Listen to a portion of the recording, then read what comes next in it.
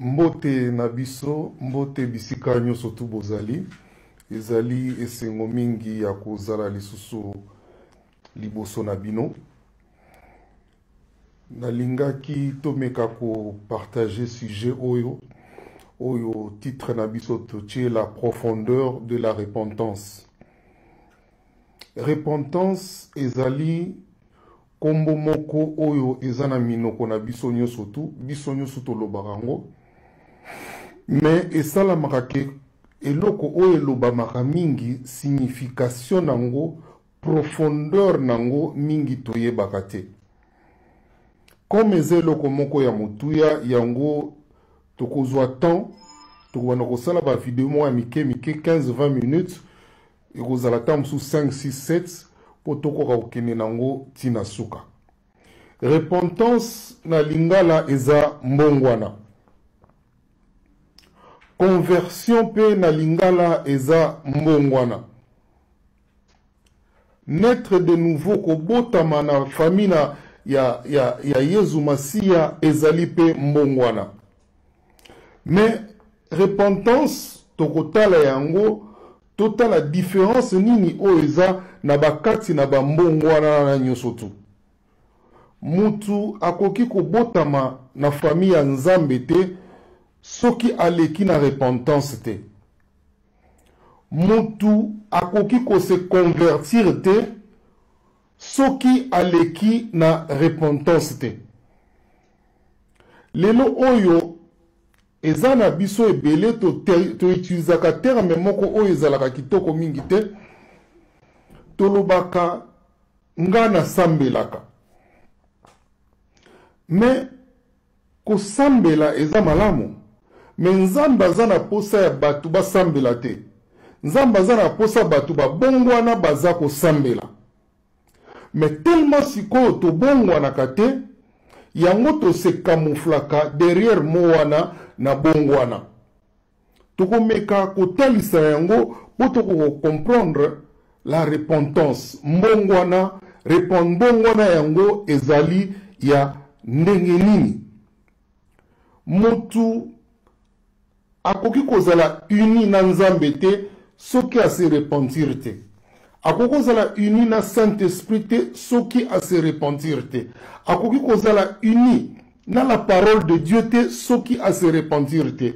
Soki mutu a se repentir te, même mwasi na mobali moye bakoma na bomoko ezali te. Eloko nyonso tu ya bonzambe elekaka na repentance. Unité ya couple esalamaka elekaka na repentance. Pona okota na accès à royaume ya Nzambe ekota elekaka par la repentance. Destiné à mutu en Dieu elekaka par la repentance. Repentance ezali vraiment eloko moko ya motuya. Tokotala ke biso ebele toza ko bombana na kotia na ko insister tokomona profondeur ya repentance. Tokoma koloba toko sambela, mais soki totali na acte des apôtres. Bango tali sabiso Bible no Bible. Les disciples persévéraient dans l'enseignement des apôtres, dans la communion fraternelle, dans la fraction du pain et dans les prières. Tomoni awa ba disciples ba ko persévérer dans l'enseignement, na communion fraternelle, na fraction de pain et dans les prières. Na Bible, Nzambe atiaka makamu nyoso tu na ordre. O mona prière atiango na 4e place. Tokotala pona nini prière eza na 4e place. Parce que ezana biloko oyo koleka liboso pona ebongisa prière, polero kosala prière, vraiment prière na yo ekoma epa ya Nzambe. Yango zo sala ke lelo oyo ndenge frère Patrice Ayemba, je cherchais l'église, je l'ai trouvé dans le monde, je cherchais le monde, je l'ai trouvé dans l'église. Cela veut dire mabe eza kati na biso mingi, kati na tonga na biso, kati na betonga na biso, kati na biso ba congolais, na diaspora na mboka na biso, mabe etondi mingi nyoso tu wana nini pona batu ba bongo wana te. Kobongwana oyo toko développer lelo oyo eza beaucoup plus sur la repentance. Yangona tokotala nakosenga tomeka kotanga ba verset biblique tokotanga mo ebele awa po tokoka ko comprendre lelo toza kaka na introduction na biso elobi mikolo nyonso tu tobanda koleka ndambu mpe tokoka kosisa yango tokotala na Luc 14 28 à 30 elobi boye lequel de vous s'il veut bâtir une tour ne s'assied pas d'abord pour calculer la dépense et voir s'il a de quoi la terminer, de peur qu'après avoir posé les fondements, il ne puisse l'achever et que tous ceux qui le verront ne se mettent à le râler en disant « cet homme a commencé et à bâtir et il n'a pas pu achever ». Et ça est très important. Les notes tolingi toko comprendre baspe mingi oyo ya repentance. Et nous, il faut au vanda, au sala ba recherche, au prier, au kokako luka, nenge nini na koko banda et loko pona kende na ngoti na suka, wana za conseil oyo, nzambe azako pesa biso na kati na Bible. Alingi vraiment toko comprendre loko nini na repentance, mais il faut toujours tantôt vanda, tout calculer, tout ça la investigation, tout ça la recherche, tout tanga, tout bondela, pour tout comprendre l'air, tout kota penza, l'applicabilité ya repentance, et que ça là vraiment que Nzambe aïba ko zolo kumu, et que ça là qui makamunyo surtout, et que kende liboso. Nyosu ezo kende liboso te, parce que repentance eza mal compris, bien que eza nakati na monoko na biso. Toko luka totanga toko kende penza mwana lombangu toko luka tomeka kotala témoignage moko ya Jésus ako témoigner sur Jean-Baptiste. Donc toza awa toko luka to talisa eloko nini wana repentance. Jésus ako témoigner tina na Jean-Baptiste. Na Luc 7 27 à 28. Jésus déclare, je vous le dis, parmi ceux qui sont nés de femmes, il n'y en a point de plus grand que Jean-Baptiste. Awa eza témoignage moko makasi, déclaration moko makasi. Jésus aza koloba awa ba o nyoso ba botama na libuma mama excepté ye bien sûr ba prophète nyoso tout oyo. Ba leka ki liboso la Jean-Baptiste, Jean-Baptiste aza plus grand que bango. Mais Jean-Baptiste asala ba miracle lokola Moïse asala te. Asala ba miracle lokola Élie asala te. Élie ala Moussa batu. Josué a kanga même temps. Jean-Baptiste a comment même pas livre. Jean-Baptiste a prié pour la moutouté, a imposé moutouté, a guéri sa maladie. Mais Jésus-Christ a déclaré qu'il est le plus grand. Jean-Baptiste azalaki na force oyo lokola Samson azalaki na moté a prophétisa pour na moutouté a chassa ba démonter mais eloko nini oyo kokotinda sikoyo que Jésus a déclaré que Jean-Baptiste aza le plus grand. Totala verset oyo mususu oyo ko banda ko pesa biso clarté to banda ko kota malembe mais leno toza kaka na introduction na biso mbala ya sima to kota na partie B. La partie 2, lelo oyo, tozaka na partie ya introduction. Dans Matthieu 3, 1 à 2, Bible le Bible. En ce temps-là, Paris Jean-Baptiste prêchant dans le désert de Judée, il disait, repentez-vous, car le royaume des cieux est proche. Jean-Baptiste, tout le monde a sali miracle. Mon côté, à guérir maladie, à prophétiser pour la moutouté, à imposer mon côté, à ressusciter mon côté. Mais Jésus a déclaré, il est le plus grand. Si quand tobali otala musala na ezala kinini, bizaleli na ezala kinini, yango toko meka toko otala tout le long il y a message d'Abisso, na ndenge toko cheminer tina suka. Donc c'est par les paroles du message sur la repentance et la venue du royaume de Dieu que Jean-Baptiste et Jésus ont déclaré le plus grand. Ayaki kote ya repentance. Ayaki kolobake le royaume de Dieu est quitté Nicolo et quitté Awa sur la terre. Jean-Baptiste oyebi que yalaki prophète à Souka oyaki ko préparer venir à Jésus-Christ de Nazareth. To monike message oyi a pesaki biso ezalaki message sur la repentance. Repentez-vous car le royaume de Dieu est au milieu de vous. tomoni Jésus est mokopé na ministère na ye eloko liboso salaki nini yango wana kaka. Repentez-vous car le royaume des cieux est proche. Donc Jésus a dit même message oyo il y a le royaume de Dieu. Il y a repentance. Matthieu 4, 17, dès ce moment, Jésus commença à prêcher et à dire, repentez-vous, car le royaume des cieux est proche. Ce qui te l'a mis sous Luc 9, 1 à 2, Jésus envoya et Jésus ayant assemblé les 12, leur donna force et pouvoir sur tous les démons, avec la puissance de guérir les malades, il les envoya prêcher le royaume de Dieu et guérir les malades. Donc, toko luka toko comprendre et loko nini wana repentance. Mais toko mona directive aux Jean-Baptiste yaki nango, Jésus est moko barandi yango, Jésus a timbipe ba apôtre nae ba ke le côté ya message ya le royaume de Dieu oyo e witi likolo et kititi na suka.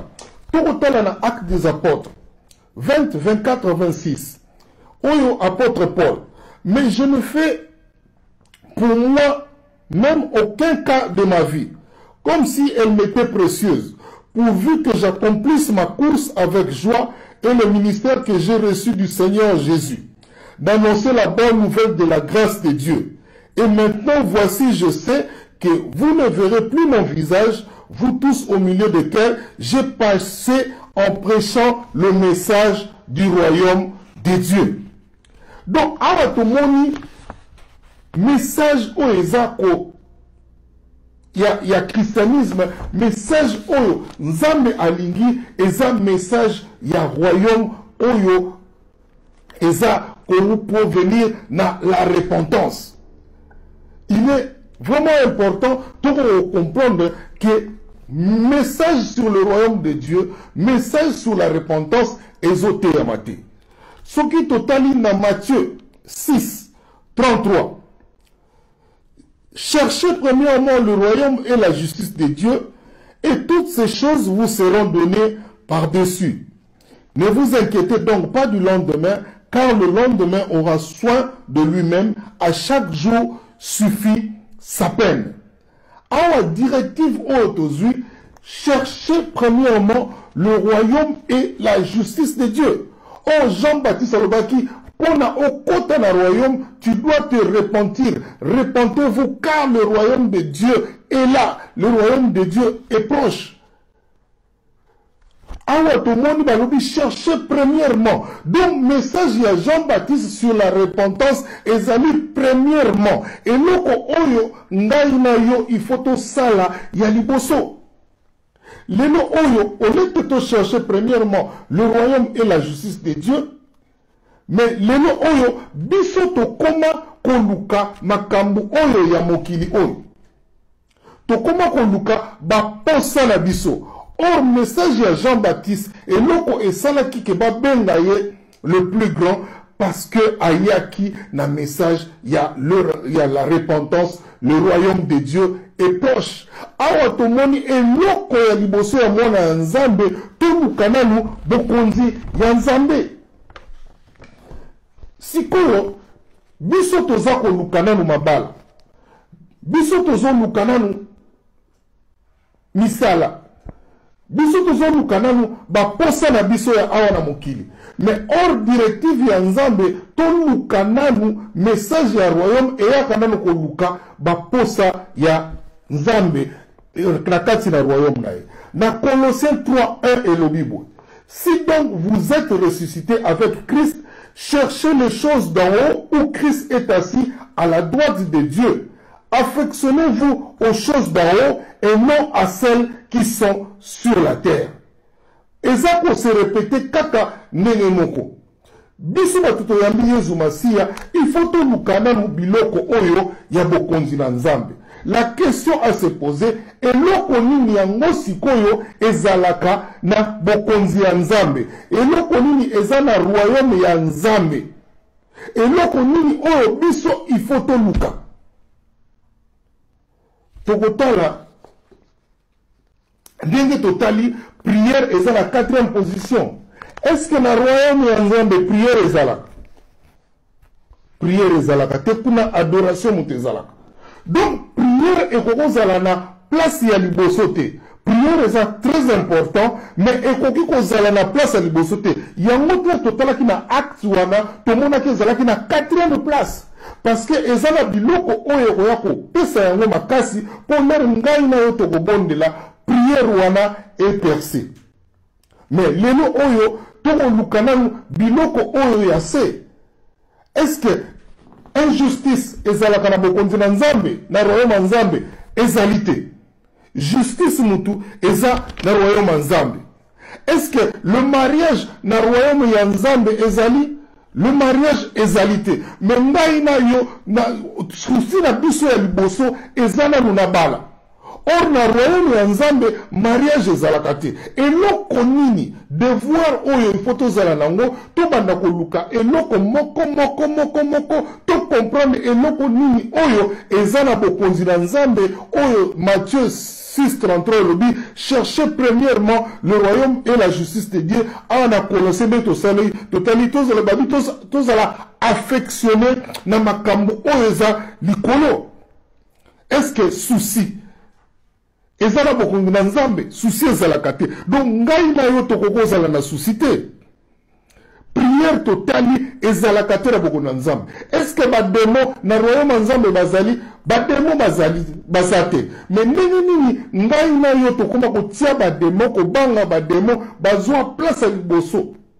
Or recommandation tozala ngo chercher premièrement le royaume de Dieu, bademo bazali te.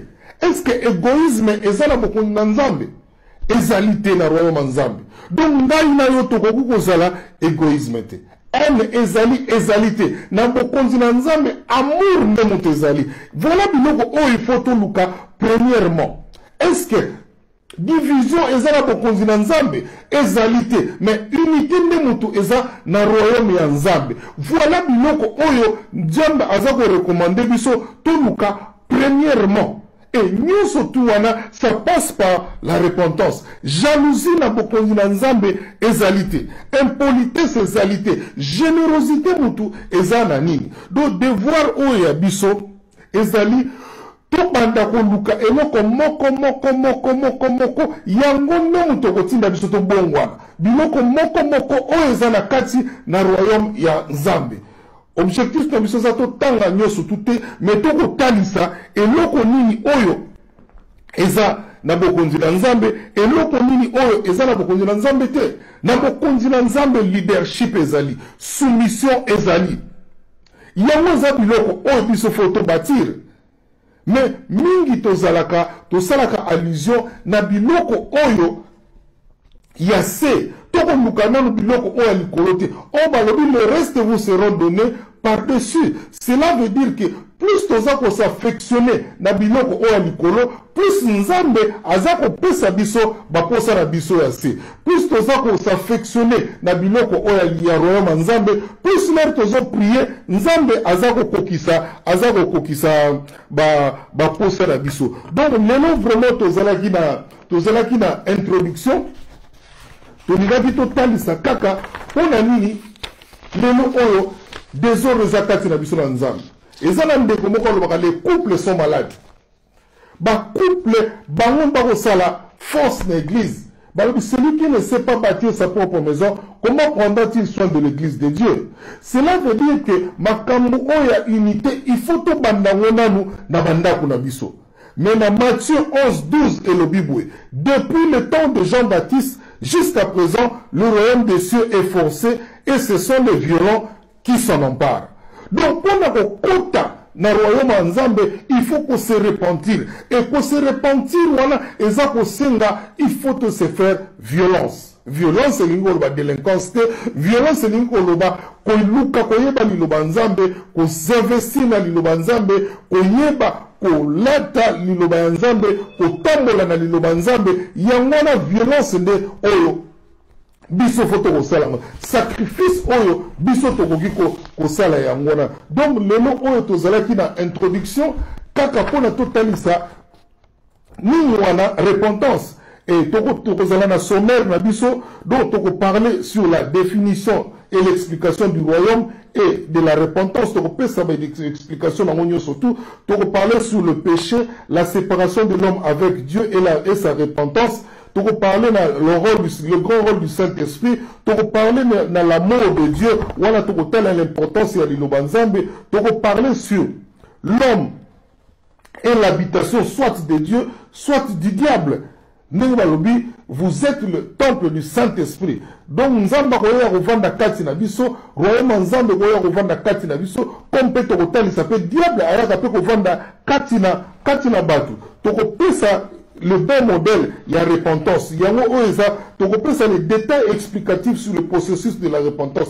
Nous, et puis, na souka, un témoignage par rapport à la repentance, et là, on a ezali repentance. Donc, pour comprendre, Jésus a déclaré Jean-Baptiste est le plus grand parce qu'il a yaki un message sur la repentance.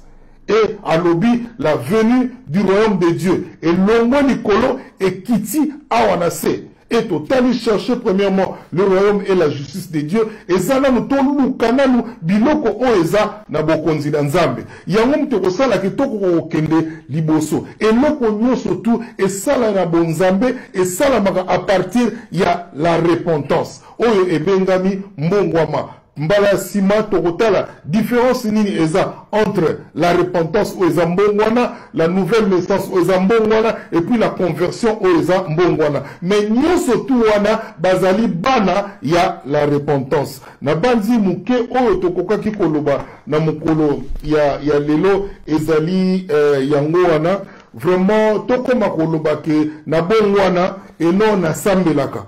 Nzambe azala posa ya batu basambelaka te, bazala posa ya batu babongwana baza kosambela. Et mingi tolobaka na sambelaka parce que en réalité na bongwana te obongwama te. Mais posa ya Nzambe et alingi vraiment tokoka ko se repentir. Na banzi lelo to suki wana muke o toko loba Nzambe apambola bino na kombo na Yesu Masia mulimo musanto akamba biso pona lokumu na Nzambe. Merci beaucoup. Ba oyo bakolanda ngo bayeba pe kokabola na baninga muke tozo kokoba ya liboso tosuki awa tokotala ya mibale tokosala si peut-être kozala 6 7e nde place tokosuka po tozala na une bonne connaissance ya oyo Nzambe alobengi la repentance parce que nyonso tu ya bonzambe esalamaka na nzela ya repentance tosuki awa prochainement. Merci beaucoup.